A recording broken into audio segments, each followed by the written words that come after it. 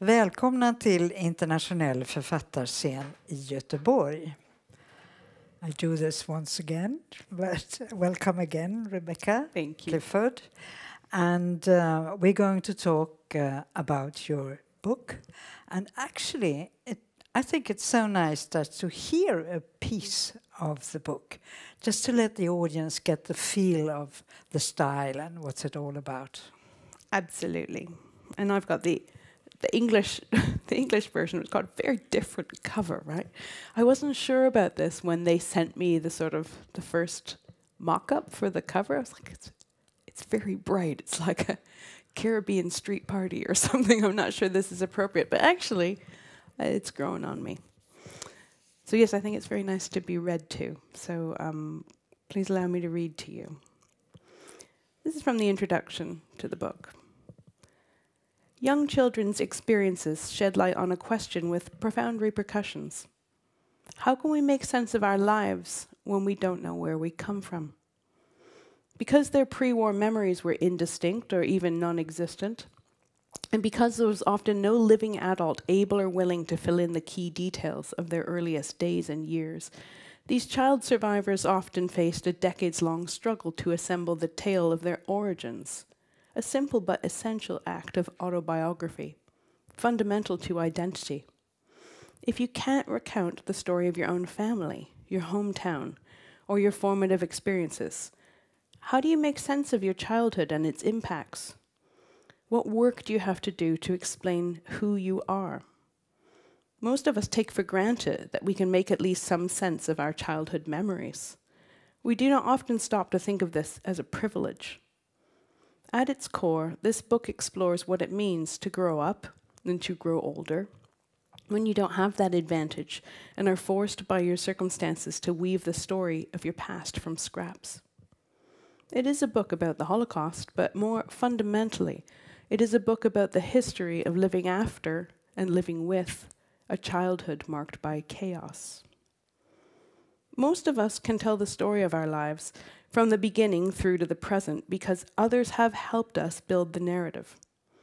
Our parents, families, and communities, the collective and social context in which we live, provide the details that we cannot remember or explain and help us to contextualize memories that we hold in our mind's eye but might otherwise struggle to interpret. The life stories of child survivors are fascinating in part because this social world was rent asunder for them. The parents, relatives, and communities that would normally play this crucial role were not there to do the job. In their absence, children were left with memories that they couldn't interpret, stories of their early lives that were peppered with holes. As they grew, they had to piece things together for themselves, chasing down documents, photos, and living relatives flung far and wide in diaspora, all in order to be able to answer the most fundamental of questions: who am I? Thank you so much. And actually, this more or less answers my first question to you, Yes. which is, this is a book about survivors, but not any survivors. Survivors that were not older than 10 in 1945. Yes. And so my first question would be, why so young children? And in a way you already answered it, but why not take it once more? Absolutely. I mean, I guess I can tell the short version, but I can tell the long version too. The long version is probably more interesting. So I was working for many years on a completely different topic, on an oral history of 1968 in Europe. And this was a project with 14 different historians. We were based at the University of Oxford. And each of us was sort of allocated a country, and we had to go out and do oral history interviews with people who had been in different activist networks, kind of around the late 60s, early 70s. So we talked to student activists and feminists and people involved in radical Catholicism, anti-psychiatry, all sorts of things. It was a really great project. But because I did so many interviews, I started to think about the shape of a life story, how people tell the story of their life, where you start. And the truth is, almost everyone starts in the same place. You know, when you do these interviews, you sit down and you get the recording equipment out, and then you say, okay, Ingrid, tell me the story of your life. And Ingrid's probably going to start by saying, well, I was born in this year, I was born in this town, these are my parents, this is my kind of home community. And the more I listened to, I think I did 55 interviews for that project, and the more I listened, the more I thought, is that quite amazing? We have this pattern, this narrative pattern. We all fit our stories into this. What if you don't know? What if you don't know the answer? Even you never met your parents, you've never been to your hometown in your memory. Then where do you start your story? So I thought about that for a long time, working on that very different project. And when that was finished, I started to think, how could I explore that a little? How could I talk to a group of people who don't know the answer, so they don't know where to start the story? And I started to think about child survivors of the Holocaust. Also because I mean, also like full confession, my mother is one. I hadn't quite ever meant or intended to do this work, but suddenly I could see this is going to help me understand. So the reason I wanted to focus on very young children is because all the children in the book, and there are 100 children whose stories I look at in the book, they all were in continental Europe during the Second World War. They all experienced this in their embodied way. They were there, but they were so young, they can't remember directly, or maybe they remember nothing. Maybe they remember fragments. They couldn't remember their life before. They often couldn't remember their parents. And so I thought, well, this is the way into that question. Here's a group that, you know, they don't know how to start that story. And for so many of them, they have, I don't want to say struggled, although sometimes it's a struggle, but they have had to be historians of their own lives, trying to piece the fragments together to be able to say, this is who I am, this is where I come from. So that was the rationale for very young children. And I actually thought that it worked wonderfully. And so many people have said to me at events over time, why didn't you also look at older children? They need a book too. I was like, yes, they do need a book. But with this, I was trying to understand what you do with those memories that are just fragments, how you put them together. And many of these, most of these children aren't alive anymore. I mean, they were born 35 at the very earliest. And perhaps later, around 40, some of them still exist. And you have met some of them. Yes. But one thing that you have done in the book is that you have chosen those children who were, in a way, interviewed when they were small. And also, there is oral testimony later in their lives. Because what you really are interested in, how did they shape their lives afterwards? For some of them, the most difficult time was afterwards. Absolutely. I think actually that was one of the things that shocked me about writing the book. And there were a lot of things that I encountered. And I have worked on this history, for a very long time, for the bulk of my career. I tried when I was writing the book to be really open to anything that shocked me, because I thought that was a good way to write, actually, that you should listen to what is surprising or shocking, because that just says that your assumption is probably wrong. So you should sort of hear that voice inside you that says, oh, really? I'm like, okay, that's good. Let's explore that, because I've assumed something and I was wrong about it. So one of the things I think we naturally assume is that for a child living through conflict and genocide, that the worst experience is during the war. But actually, for so many of these children, the worst part was after the war. And let's get back to who are these children, or what are they, and how did they survive? Because many of them didn't go through the camps. They survived by being hidden by other people. They grew up with Christians. They grew up in foster homes. And they survived in very different ways. and which also shaped, of course, their lives, the difference in the way they... Absolutely. So if I think about the different stories of survival of the children in the book, and it's not necessarily a representative sample, there's 100 children, but, I chose them for different reasons. I suppose we could talk about that later. But so I want to say maybe about a quarter of them were concentration camp survivors, especially of Theresienstadt ghetto camp, because there were many children in Theresienstadt. Then the vast majority were children who survived in hiding because they were hidden by Gentile families in all sorts of circumstances in practically every country in Europe. Some were also hidden by Jewish organizations, and some were smuggled across the Alps, especially from France and Belgium, into Switzerland. I'm trying to think if there's any other experiences. Were some kinder transports during the war?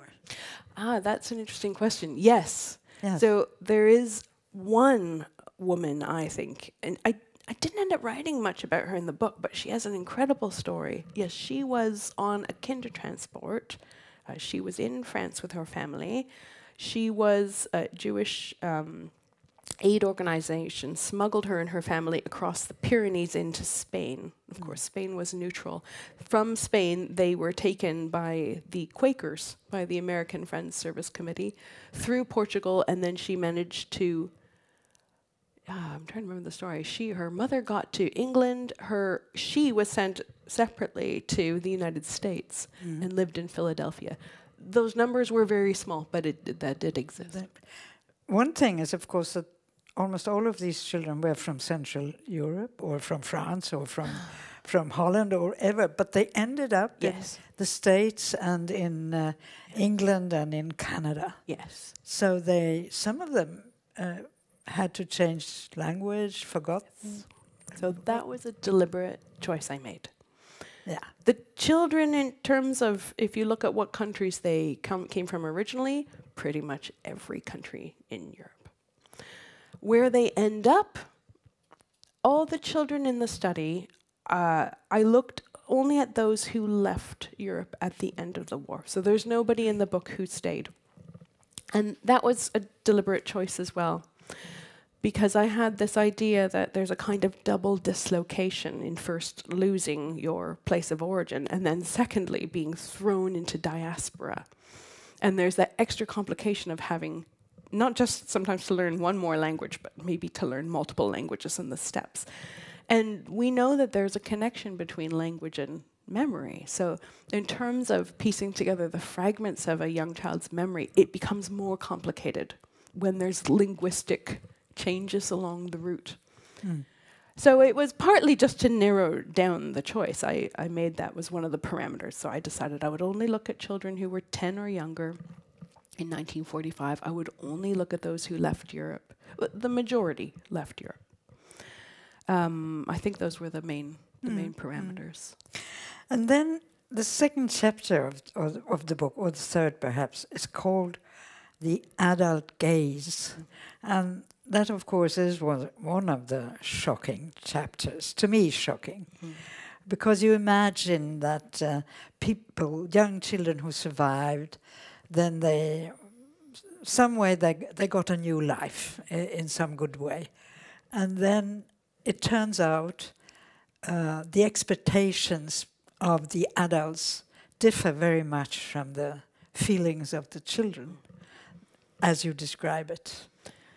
This is probably my favorite thing to write about in some way. I mean, if I step out of step away from this book for a minute, and I think more broadly about how historians write about children. Well, if you're familiar with historians who work on children, you'll know that for a very, very long time, there was this thing called history of childhood, which was not about children at all. It was about how adults think about children and the kind of games adults design for children, the education that they make for children, the books they write for children. Well, that's not about children. So there's been a shift recently, I'd say the last 15, 20 years, away from histories of childhood and towards histories of children. That's a much more difficult history to write because we don't save things children make. That's the bottom line. Without archives, without materials, historians can't write about the past. But we don't value what children create, so we don't tend to archive it. So, but you have to be creative then about how do you try to unearth how children felt in the past. And when I worked on the book, this was just a constant clash between what adults thought was best for the children and what the children wanted for themselves. And there's actually something so wonderful and subversive about, some of the ways that children would get what they wanted, because children have not a lot of power, but they can have a lot of agency. And they can do, I'm sure I don't need to tell you this, you probably know some children. They can be very deceptive. Yes, some of my children are in the room, and they can do all sorts of things to pull the wool over the eyes of their parents, and it absolutely happens in the book too. So this is one of the absolute delights of working with archival documents and also oral history, is that sometimes the blatant lies of the children in the past are exposed by the oral history. If you didn't have the interview, you'd never know.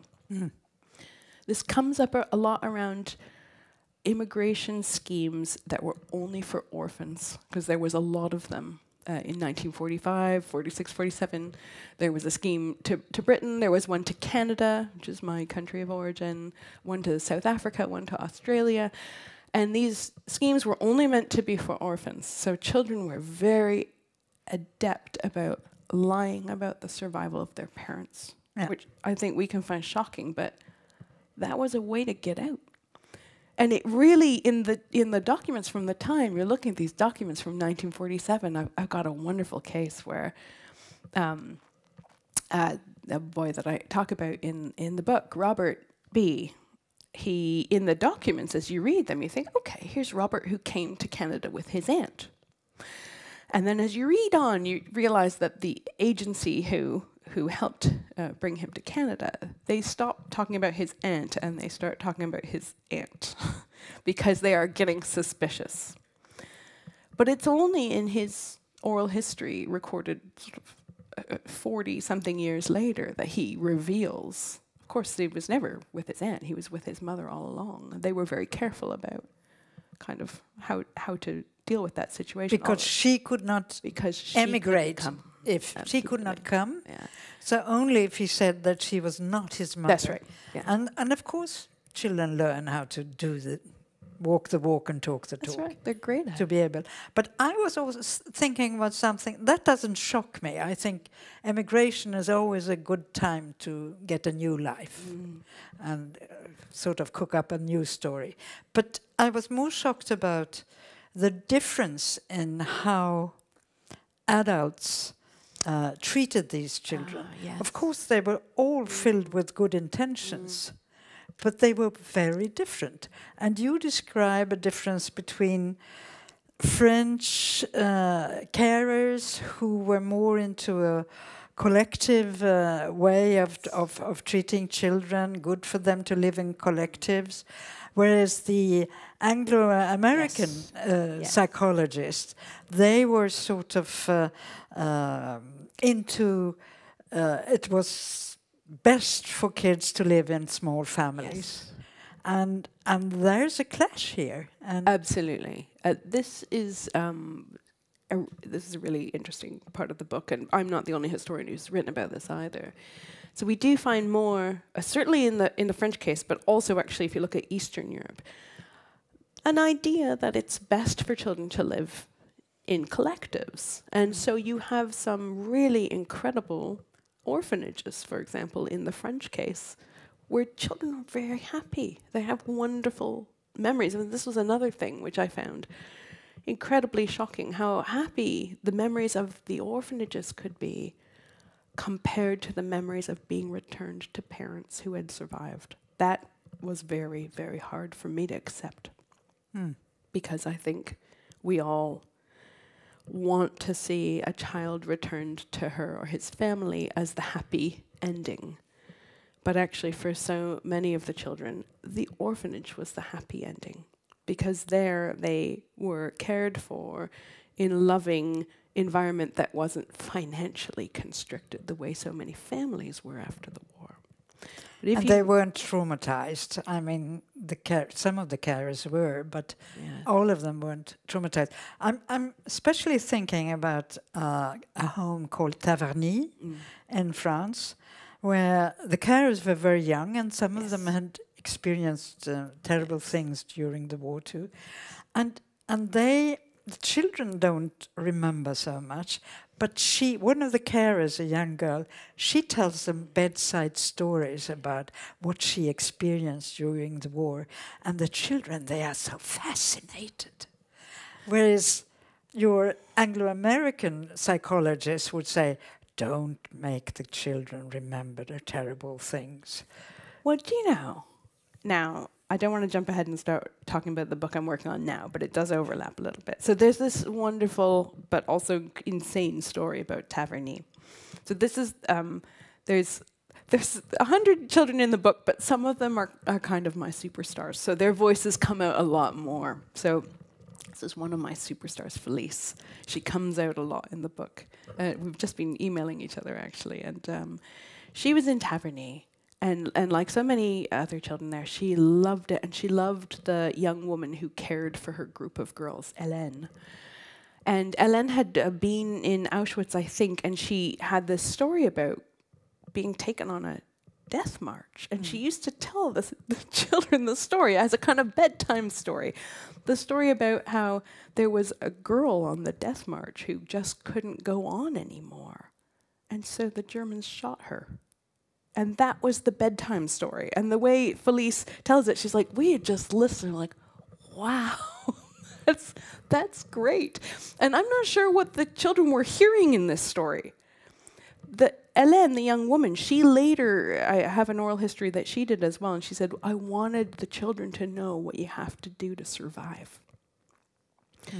But I don't think that's what the children heard. You know, they heard a kind of fantastical story that was like a fairy tale, and they never forgot it. It's also some kind of collective memory, because since they didn't have so many memories themselves, then being with children who had experienced much the same things was very different from ending up as an adopted child in Canada. Absolutely, because so many of those children in Taverny talk about how in Taverny, they didn't sit around talking about the war. They didn't talk about it all that much at all, but they all knew they shared the experience. And so they had a feeling of being sort of, you know, not alone with their history, right? They had this sense of a shared experience, whereas a child, particularly in foster care, in a family in Canada, or adopted in Britain, as some of the children are, could feel very lonely and cut off from their past. I'm thinking of particularly one of the children who's brought to Britain, who's adopted at a very young age, how desperately he tries to find out about his past, and how his, for reasons I think we can all understand, his adoptive parents just keep cutting it off. They don't want him to know he's adopted. They just want him to be part of their family, and they just want to be a normal family. And so he would say things to his mother like, oh, I've had a funny dream. I've had these funny dreams about a big house with lots of other children in it. She's like, oh, everybody has dreams like that. Doesn't mean anything. And he keeps pressing on this door. It's sort of, there's pivotal events for him. When he's about 10, someone at school tells him he's adopted. And he goes home and says, oh, I've been told, is that true? I'm adopted. And then his parents, okay, yes, it's true. And they all cry. And he says, it's okay, I love you, you're my parents. And they say, okay, let's forget about it now. And he forgets about it. And then when he's about 15, someone tells him, again, maybe it's a relative, says, oh, it's not just that you're adopted, you're Austrian. Now, this is harder, because he's always thought of himself as a Londoner, as an East End London Jew. He's just still can't conceive of the fact that he could be Austrian. So then he goes to his parents and said, is this true? Was I born in Austria? This time, they don't want to talk about it. His mother says, you're troubling your father, just let's leave it be. Okay, he tries to leave it be. And it all explodes when he is getting married. He's 19 years old. He and his wife are still alive. I see them quite often. I just think his story is amazing. So he's 19. So they want to get married in the synagogue. And to do that, they both need to prove that they're Jewish. Well, he doesn't actually have any proof. But so they go down to the synagogue, and they're kind of talking with the secretary at the synagogue, who says, well, I need to have proof that Jackie is Jewish. And his mother, his adopted mother, says, I've got the proof. I'll get it. Just give me a minute. It's in the safety deposit box. And Jackie's thinking, what is this proof? So she goes off to the bank, to the safety deposit box. She gets a piece of paper. She comes back with it. And when she's handing it across to the secretary, he grabs it. And he reads it. And he learns that he was in a concentration camp. And he just stands there screaming because he just can't process this. But it's this kind of, peeling of the layers of the onion for him that goes on through his adolescent years, and then also goes on in many ways through his life.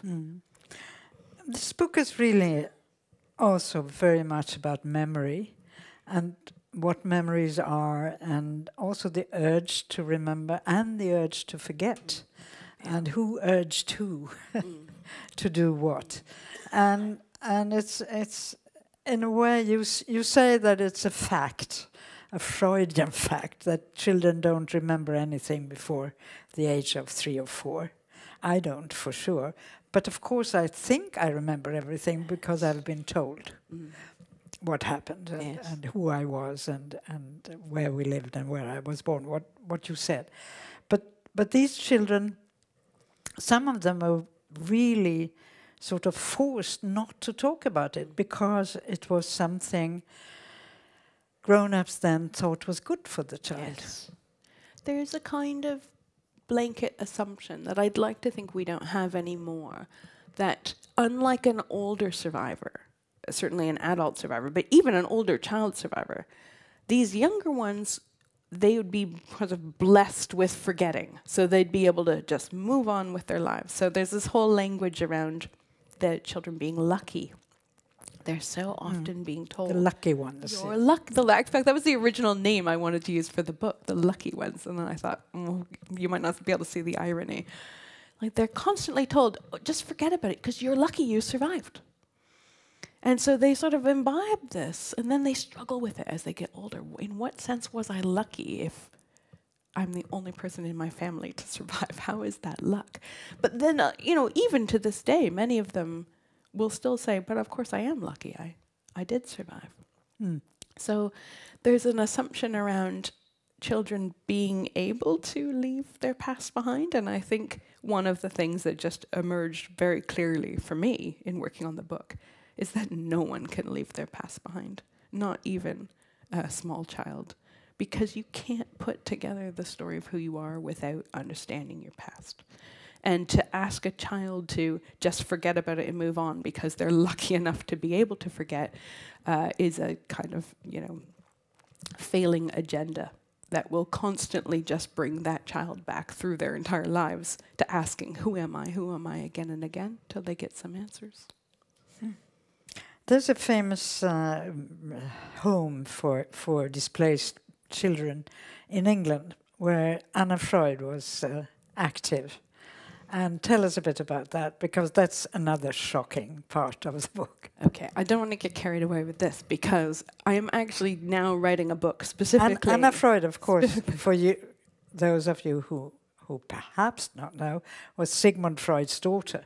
And she was, of course, psychoanalyzed by her own father. So indeed, she was into children being psychoanalyzed. Yeah, absolutely. So when I first started to work on survivors, I was in conversation with a literary agent to see if she wanted to take on the book. And she said, I don't know, survivors sounds maybe a bit academic, but if you ever want to write a book on a single orphanage, I'd take that one on. And I thought, that's a great idea, actually. So for the whole time I worked on survivors, I squirreled away this information about this one orphanage, it turned out to be a more amazing story than I ever could have imagined. So that's what I'm working on now. This is an orphanage that is kind of, you know, it's created by Anna Freud. So she's not just Sigmund Freud's daughter. She is herself the founder of the field of child psychoanalysis. And I'm sure if you know anything about post-war psychoanalysis, especially in Britain, you'll know that there's a real shift after the Second World War to an emphasis on children and the mother-child relationship. And this core question that, you know, and all the kind of most prominent child psychoanalysts of the time are all in Britain now, because either because they've come from Vienna or from Berlin, or because they're homegrown British psychoanalysts. They're all debating this. What is the nature of the mother-child relationship, and can a child develop normally if they don't have a good mother-child relationship? So this is, you know, getting all the kind of intellectual energy. You can see right away why these children are almost irresistible.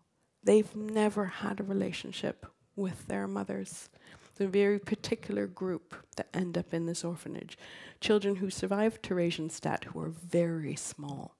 Absolutely no memory of their mothers, and probably separated from their mothers when they were, you know, less than a year old. So effectively, they become studied in this orphanage. They also receive excellent care in the orphanage and love it. It's their home as well. But they're being observed. But they are being observed not only when they are children, but actually through a very large chunk of their lives without their knowledge, in a kind of longitudinal study that's never published, but nonetheless is very interesting and has a huge influence on post-war psychoanalysis globally. I think, though, ultimately the result, which I think was very shocking, and Anna Freud writes about this in the 1950s, is that they're all expecting the children to be abnormal. This ultimately I read about in the book quite a lot too. There's a heavy expectation that the children will be de-normalized in the language of the time. And they're not. The children are normal. The children have ultimately normal relationships with each other, with their carers. And this is shocking because it seems to turn on its head everything, all these beliefs around the mother-child relationship. Ultimately it becomes so shocking, I think, that the study is just quietly shelved. Mm. One can understand why. Mm. There's another sort of... I mean, this book is full of shock. It sounds as if it's terrible to read. I mean, it's fantastic. You read it like a thriller at night, but still, there are so many things that surprised me, and this only means that I didn't know anything about this. But one of the things that is terrible, we've all heard about the scramble for Africa, but the scramble for surviving kids after the war is also very shocking. Yes. How people wanted to sort of first save Jewish kids from Gentile carers, or save them back to their home countries, or and with no feeling for the kids really, quite other ideological reasons to scramble for these kids. Could you say something about that? Yeah, I mean, it's really, you know, I've always thought of it as a book about children in and after conflict, and it really highlights how precariously children are caught between competing adult agendas on the back of conflict situations. Because there's just an enormous, and sometimes almost funny, but in a terrible way, kind of pressure between different groups who want to claim the children. Mm. Sometimes it's the family that has rescued the children, and they just want to keep the children because they love the children. But they have the children taken away, with the exception of in the Netherlands, where that was not universally true. It happens in most countries, most European countries. And then a lot of Jewish communities want desperately to reclaim the children because, of course, they have lost 90% of a generation of children. So that is also an understandable impulse. But there are local Jewish communities on the ground in Europe who are then competing with international Jewish communities who also want to take the children, especially these schemes that happen in the Anglo-American world. So there's a big one in Britain, for example, and the British, something called the Central British Fund for European Jewry, it's an older aid organization. They manage to get the Home Office to agree that they will be allowed to rescue 1,000 children who have survived concentration camps. But then so there's this kind of crazy mad scramble to try to find some children, try to find 1,000 children. They never do quite manage. And it's amazing how they don't quite tell the truth about what's going on. So in their promotional literature, it says things like, well, we went into Belsen and there simply were no children there, so we could not rescue any children. It's completely untrue. There were hundreds of children, and in case you don't know, Bergen-Belsen was liberated by the British Army, so there was a natural connection there. There were hundreds of children, but the reality was that there was so much fighting over the children. There were also, as for example, Bergen-Belsen turned into a displaced persons camp after the war. There were Zionist organizations in the camp who were fighting to keep the children in the camp because they wanted to take the children of the entire community en masse to what was then British Mandate Palestine. So there's this tussle between different groups who wanted the children for different reasons, all of which are understandable reasons, but in the middle are the children who sometimes just want something completely different. And I have to say, if I think about how children talk about that in the book, the majority want to stay with their rescue families because that's the only family they know. That sometimes they think of their rescue parents as their real parents. They don't want to be ripped away, but they generally are ripped away. But the other side of this problem is perhaps even more saddening, and that's the notion of adoptable children and those who are not adoptable. You get some shocking vignettes, actually. I'm not sure I write about it as much as I could have. You mention it, though. I mention it. I could have gone deeper. So if I go back to my dear superstar Felice, who's in Taverny, she has a memory of being kind of brought out in a little dress to sort of do dances, and little dances for people who would sometimes come to Taverny. She didn't understand what was going on. She and her sister, they'd brush their hair and put it in plaits, and then they'd come out and do a little dance or something. She didn't understand until years later, but you can see it in the archival material. They would have these visits from wealthy American couples who would come to look at the children and sometimes would take a child home.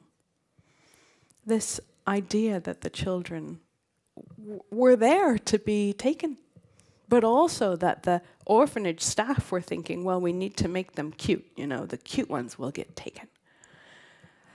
You see it happen also in the home run by Anna Freud. Most of the children there are never adopted, but it's not for a lack of effort on the part of the staff of the orphanage. You have the same sort of thing. You know, maybe the cuter ones will get adopted, and it's better for a child to be with a family, but the children are very clever at avoiding adoption. They will do all sorts of sneaky and subversive things to make sure they don't get adopted. One of them tells the story about keeping in mind that there was food rationing in Britain for many years after the war. One of them is taken home for a kind of visit to the house of a couple who clearly want to adopt her. And they've managed to get an egg. And an egg is so hard to get in Britain that the child knows this is an important, like, precious thing to have a whole egg to herself. And so she wrecks it. You know, she kind of stabs it and sends it flying everywhere.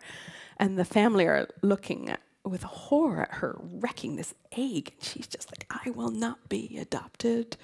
And she isn't.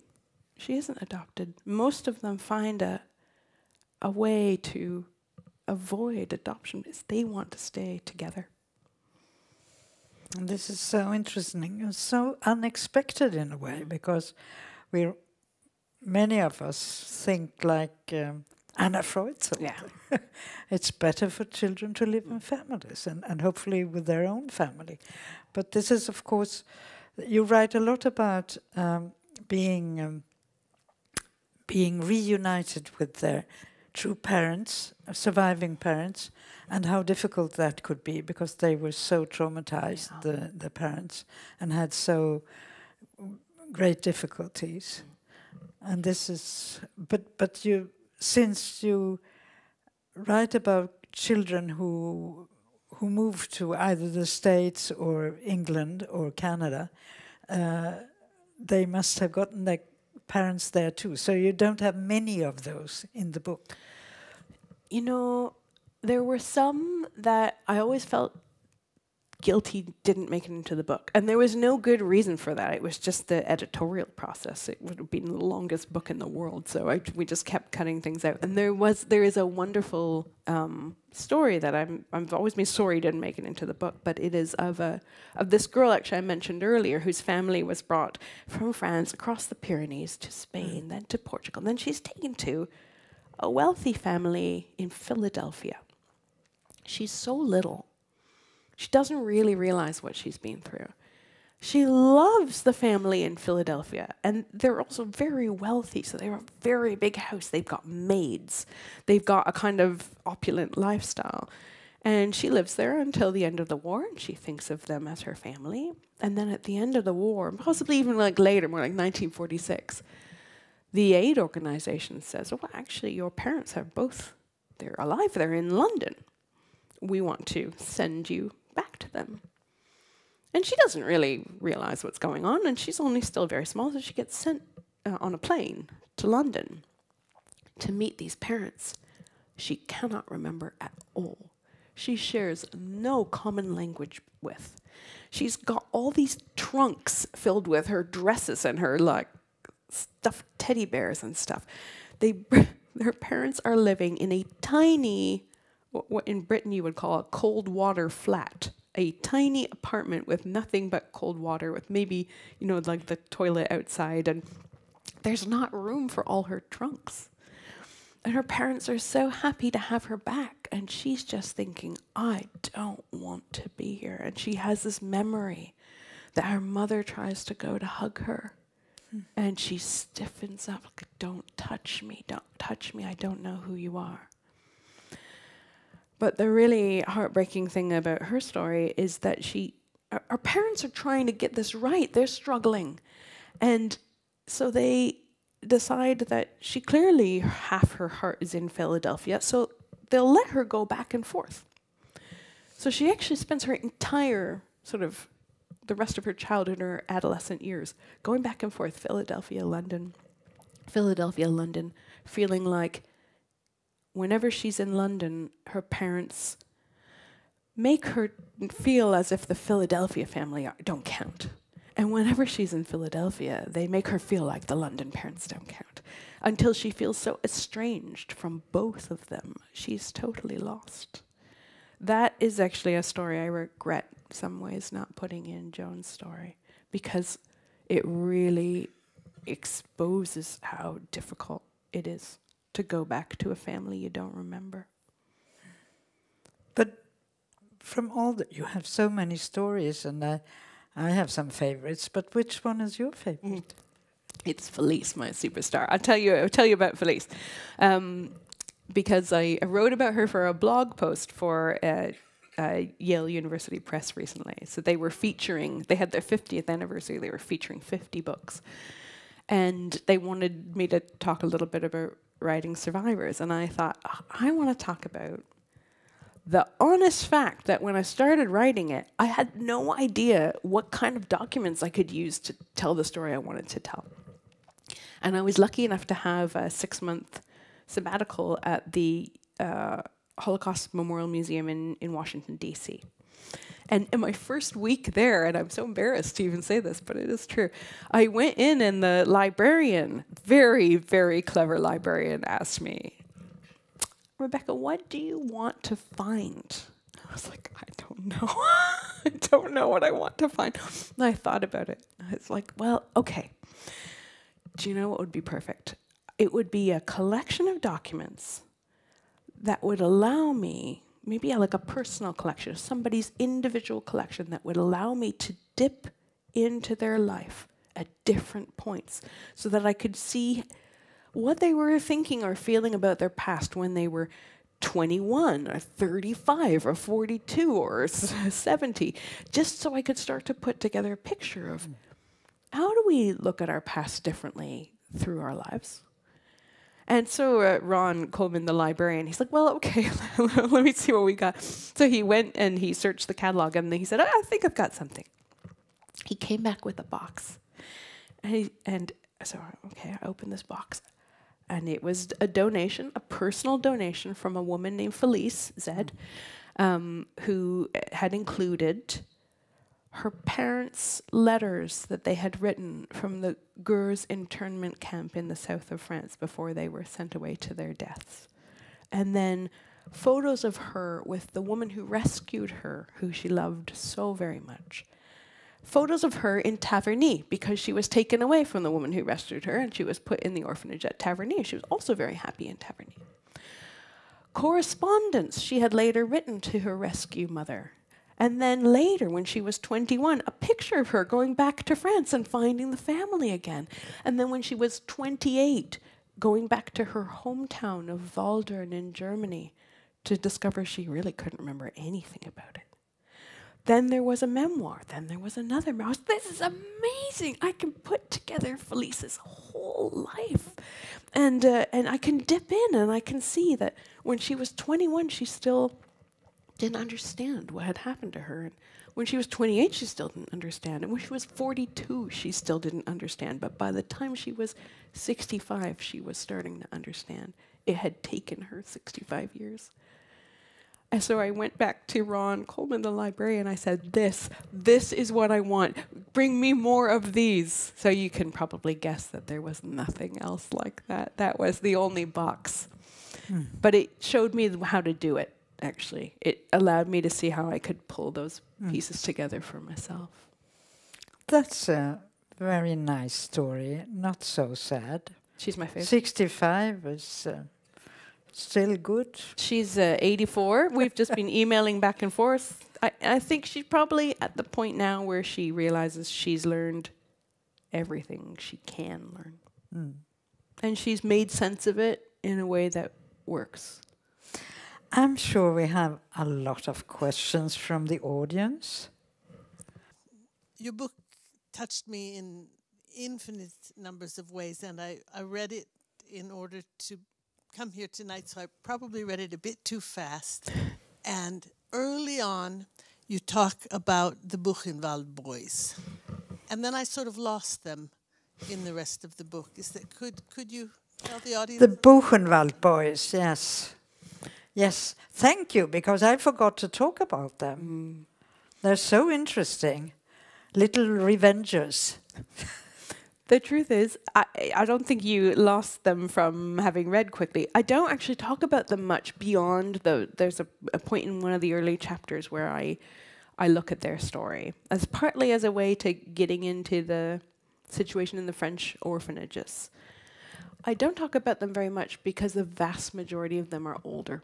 I think there's only 2 of the Buchenwald boys who would fall into the category of being 10 or under in 1945. But let's just explain who they were to the audience, yes. I mean, they were a group of children liberated from Buchenwald. Actually, there's 2 groups that were brought as a cohort to Switzerland and a larger cohort to France. They end up also being very much studied by French psychiatrists and French psychoanalysts, some of whom dismiss them as completely insane, actually, or likely to be so damaged that they will not function as adults.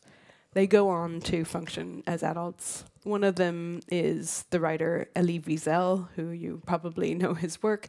And a good number of them go on to be very well known, prominent in their fields, successful in a wide range of ways.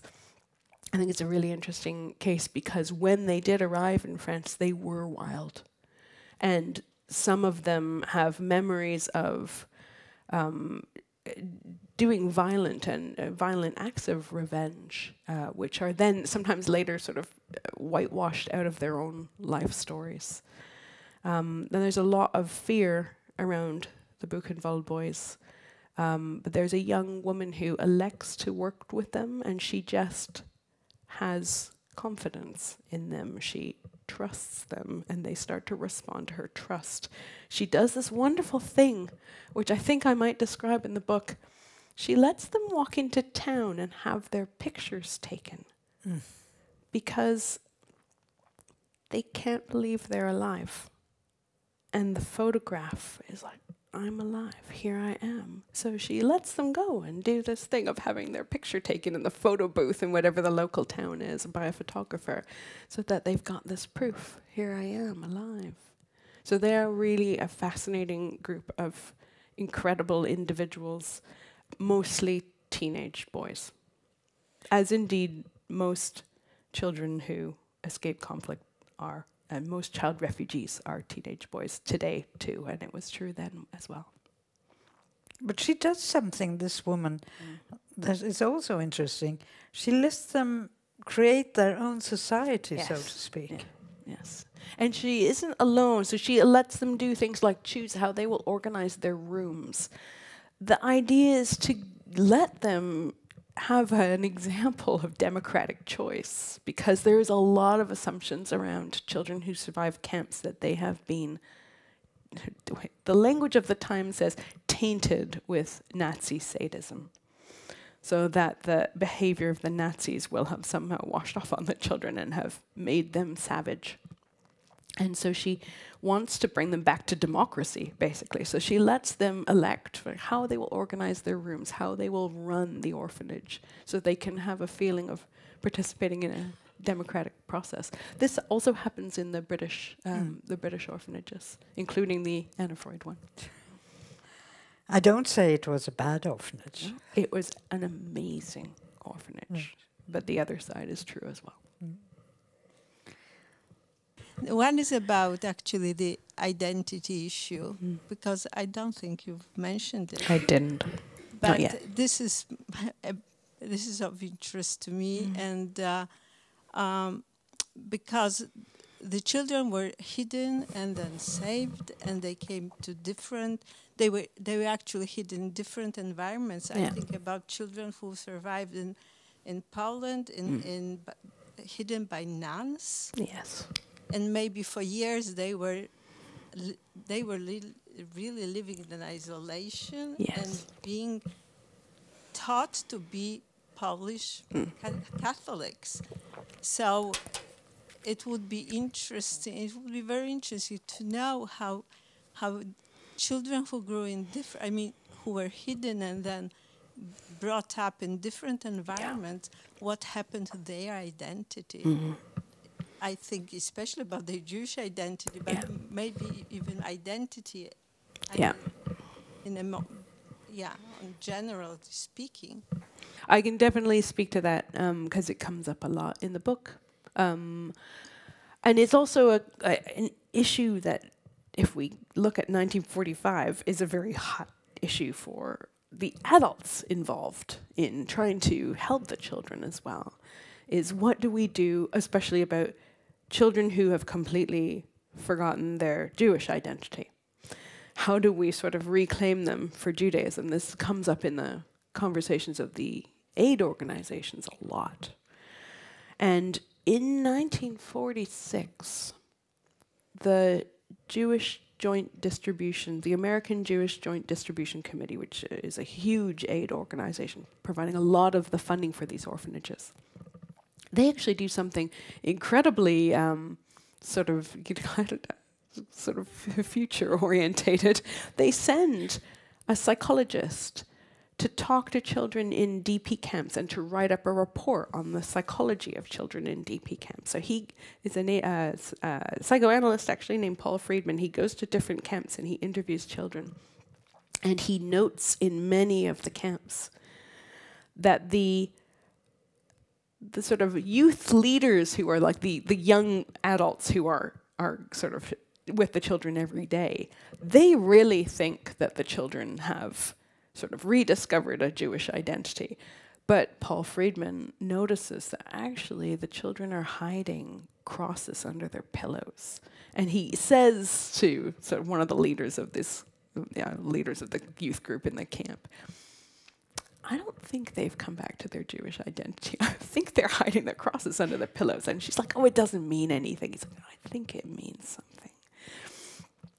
From the point of view of the children, how they talk about it after is actually many of them remembering being terrified to go back to being Jewish. Some of them don't remember that they have been Jewish.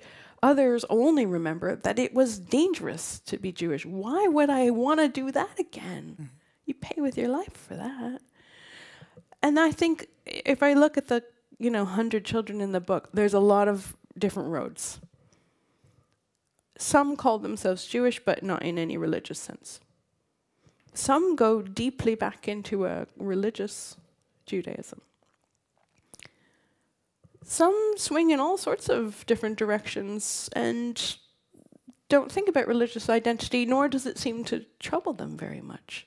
I would say there's probably a full spectrum of approaches. I think the thread you can pull out is how many children felt it was a dangerous identity to reassume. That's part of the goal of the orphanages like Taverny, was actually to put children into a Jewish environment so that they could learn to be Jewish again. It's interesting though, some of them I'm thinking how they talked about how they struggled later in life. They struggled, for example, when they got married because they didn't know how to keep a kosher kitchen. They hadn't grown up in a kosher household. How would they know? So they felt exposed, embarrassed, often kind of deprived of knowledge. I think this was a lifelong issue around religious identity, ethnic identity. Some of those issues of identity, that is the feature of the life. It's a question that never really gets resolved. Do you think there are many parallels compared to what you wrote for more recent children displaced by conflict and going through those experiences, or do you think Absolutely. It's very much a point in time? No, I think ultimately this is always how I've thought about the book. It is about children in and after conflict. It is, I'm not saying it's directly applicable necessarily, but I think this was my way of learning about children in conflict. And since I've worked on survivors, I've done a lot of work with refugee organizations in Britain, for example, that work with children from Afghanistan, because we have had many waves now of children coming from Afghanistan. And I have to say the similarities are far more obvious to me than the differences, especially when you look at the individual stories and realize how many of the now some of them grown up, children from Afghanistan, how much of their story parallels the stories of the 100 children here. I really think my own personal reading of the book is that if you care about children in conflict, this is a good place to start. Because the difference is for these children, they have lived the vast majority of their lives now. I mean, I'm still in touch with a lot of the children in the book. Obviously not children, they're 84, 85. They've come to the end of productive lives, or they're close to the end. So if we want to understand what are the impacts of conflict and genocide over the course of a life, they're great teachers. And we can take that knowledge and we can apply it to the situation of children in conflict in the world today. Absolutely. This sounds like a beautiful last words for the evening. And Rebecca Clifford, it's been a privilege reading you and a privilege talking to you. Thank you so much. Thank you so much. Thank you.